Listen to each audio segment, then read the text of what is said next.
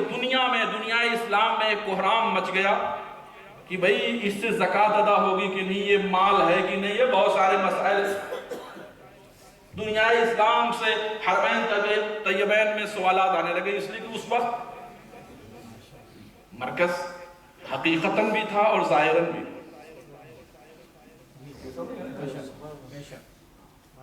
آج نہیں ظاہراً، حقیقتاً تو قیامت تک رہے گا.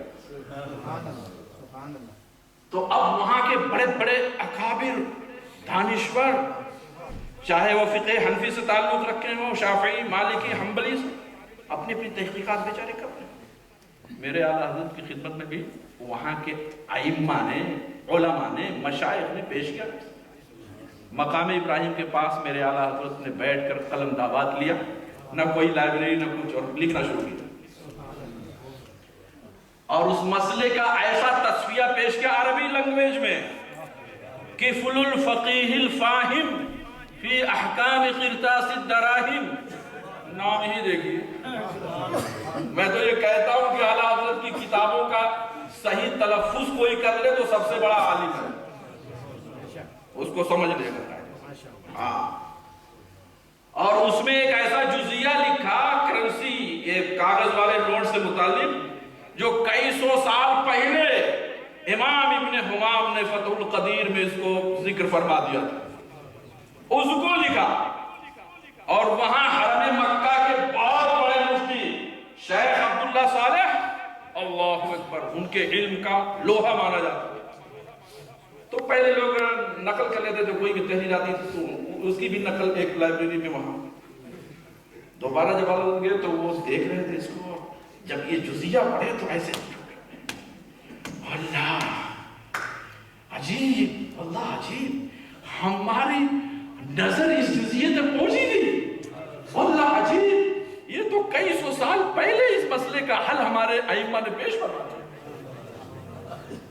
اور اعلیٰ حضرت بھی لائبریری میں اس پر گئے تھے، کسی نے بتا دیا یہ جو آپ پڑھ رہے ہیں یہ اسی شخص کی تحریر ہے. اٹھے اور چمٹ گئے. ایسے ایسے مشائخ اعلیٰ حضرت کی خدمت میں ملاقات کرنے کے لیے آتے تھے. وہاں جب حج میں گئے، جو بادشاہ وقت کے ہاں بھی نہیں جاتے تھے مگر میرے اعلیٰ حضرت کے پاس ملاقات کے لیے آتے تھے، اجازت ہے.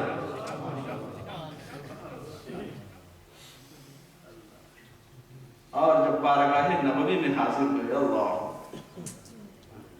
تو پھر کچھ شان ہی ہے. جب پہنچے وہاں پر، عشاء سے فارغ ہوئے، بیٹھ گئے مواجہہ اقدس میں، بس درود و سلام کا تحفہ پیش کیے جا رہے.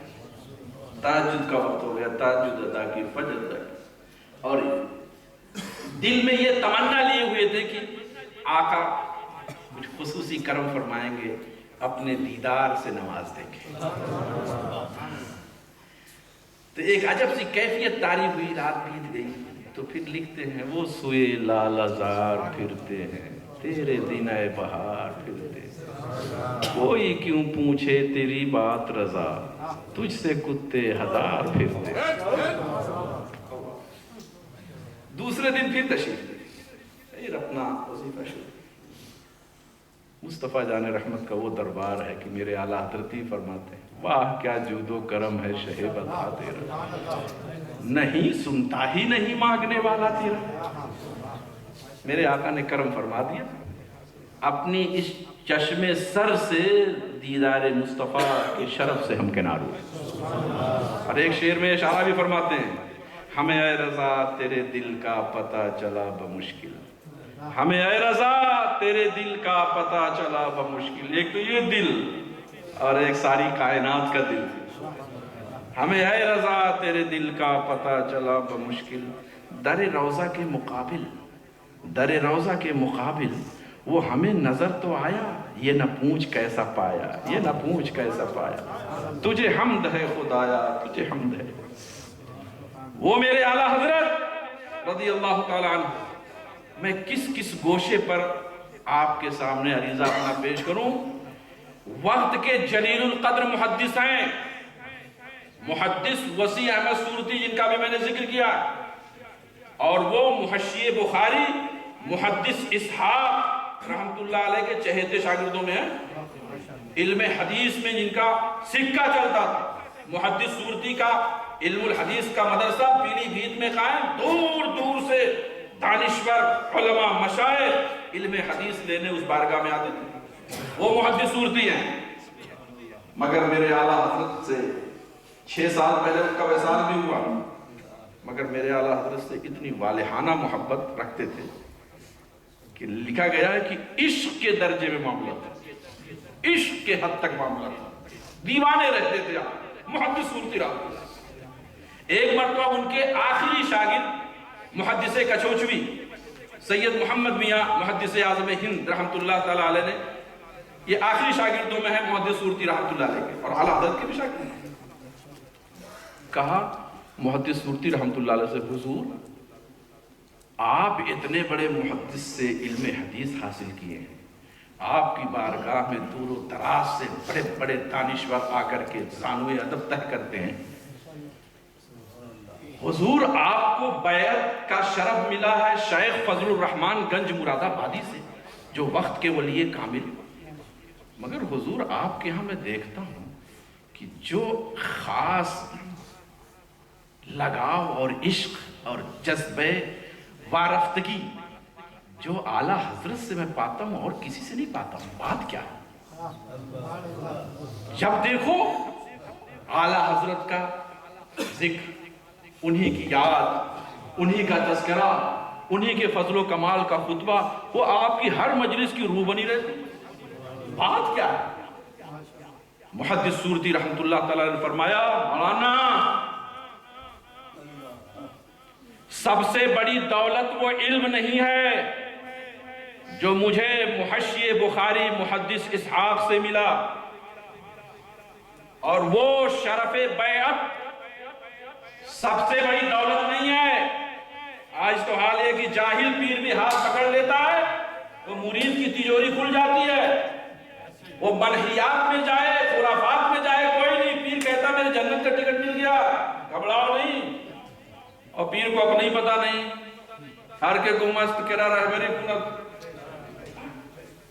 مگر اے لوگوں بڑا افسوس ہوتا ہے، دڑمنڈا ہے، نماز میں غافل، شریعت کی خلاف ورزی، اور کہا پیر لگتا پیر کوئی دھندہ ہے؟ پیر کا مطلب کیا جی؟ مصطفیٰ جان رحمت صلی اللہ علیہ وسلم نے بیعت کا کیا مطلب بیان کیا؟ کیا مصطفیٰ جان رحمت کی شریعت کو مسخ کرنا، اس کی شکل و صورت کو مٹانا، کیا اسی کا نام بیعت ہے؟ کیا اسی کا نام پیری ہے؟ مسلمانوں ہوش میں آؤ، اپنی رقموں کو خدا اور رسول کی نافرمانی میں بے جا ضائع مت کرو، اور ایسے جاہل پیروں سے ہوشیار ہو جاؤ، وہ تمہیں جنت میں نہیں لے جائیں گے، کہیں اور لے جائیں گے۔ میرے آقا نے فرمایا لا طاعت لمخلوق فی معصیت الخالق، جہاں اللہ و رسول کی نافرمانی ہو، کوئی ہو کسے باشد، وہاں کسی کی دلجوئی اور سرخروئی ایسا نہیں کرنا ہے۔ یہ محدث سورتی ہے، کوئی معمولی شخصیت نہیں تھی، علم حدیث کا خزانہ ان کے سینے میں موجود تھا۔ وہ شخصیت وقت کا قطب، وہ کیا فرماتا ہے مولانا، وہ علم سب سے بڑی دولت نہیں ہے جو مجھے محشی بخاری سے ملی، اور سب سے بڑی دولت وہ شرف بیعت نہیں ہے جو مجھے گنج مراد آباد میں نصیب ہوئی، بلکہ سب سے بڑی دولت وہ ایمان ہے جو مجھے صرف اعلیٰ حضرت سے ملا۔ نعرہ تکبیر، نعرہ رسالت، رسالہ رضا، اور پوری عظمت کے ساتھ میرے سینے میں مدینے کو بیٹھانے والا وہ اعلیٰ حضرت ہے، اسی لیے ان کے ذکر سے میں اپنی روح میں ایک بالیدگی محسوس کرتا ہوں، اور ان کے ہر ہر کلمے کو اپنے لیے مشعل ہدایت، مدینے کو پوری عظمت کے ساتھ بیٹھانے والا اعلیٰ حضرت، وہی اعلیٰ حضرت ہے جو فرماتے ہیں جان و دل ہوش و خیرت سب تو مدینے پہنچے، جان و دل ہوش و خیرت سب تو مدینے پہنچے، تم نہیں چلتے رضا سارا تو سامان۔ اور کہیں فرماتے ہیں انہیں جانا انہیں مانا نہ رکھا غیر سے کر، انہیں جانا انہیں مانا نہ رکھا غیر سے کام، للہ الحمد میں دنیا سے مسلمان گیا۔ اے میرے احباب، میرے اعلیٰ حضرت کی ذات وہ ہے معیار سنیت۔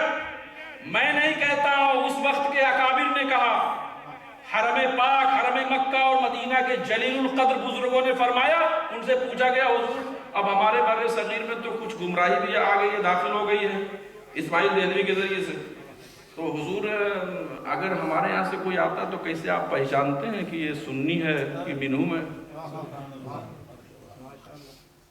تو فرمایا میں کوئی زیادہ گہرائی میں تھوڑی جاتا ہوں، بہت ایک سادہ سا فارمولہ رکھے ہوئے، جب وہ آتا ملنے مجھے ذرا سا وہ ہوا تو میں مولانا شیخ احمد رضا کا ذکر کرتا ہوں، پھر اس کے چہرے کو پڑھتا ہوں، اگر بشاشت نظر آئی تو سمجھ گیا میں اپنا ہے، اور ذرا سا کچھ فرق نہیں آیا تو سمجھ گیا منہوم۔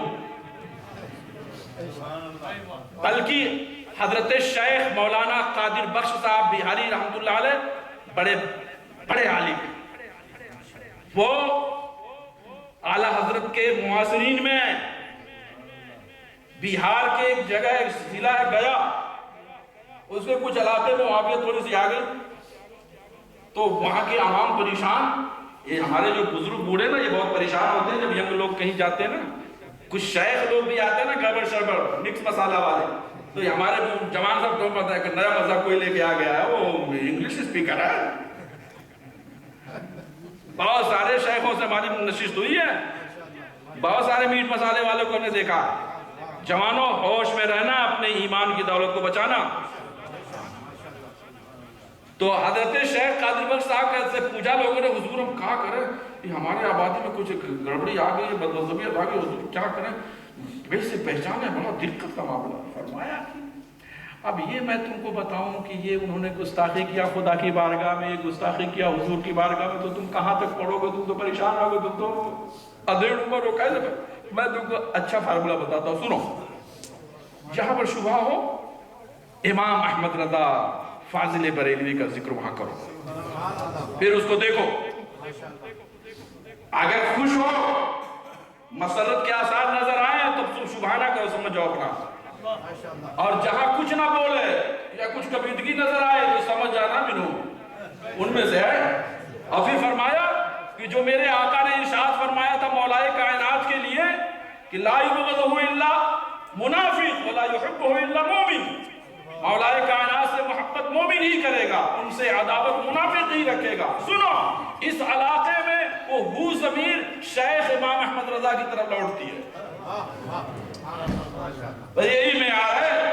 اسی لیے کسی کہنے والے نے سچ کہا ہے، اے میرے اعلیٰ حضرت تیرا نام اقدس تو سارے جہاں میں، تیرا نام اقدس تو سارے جہاں میں ہے، اب سنیت کا شعار اعلیٰ حضرت۔ اللہ تبارک و تعالی ہم سب کو ان بزرگوں کے نقوش قدم پر چلنے کی توفیق عطا فرمائے، اور اس مسجد کے تمام وابستگان کو میں مبارکباد پیش کرتا ہوں کہ ایسی پاکیزہ نفوس کے سلسلے میں آپ حضرات پروگرام کرتے ہیں اور ایمان کے اندر ایک حرارت اور ایک تازگی کا سامان پیدا کرتے ہیں۔ اللہ تعالیٰ قبول فرمائے۔ السلام علیکم۔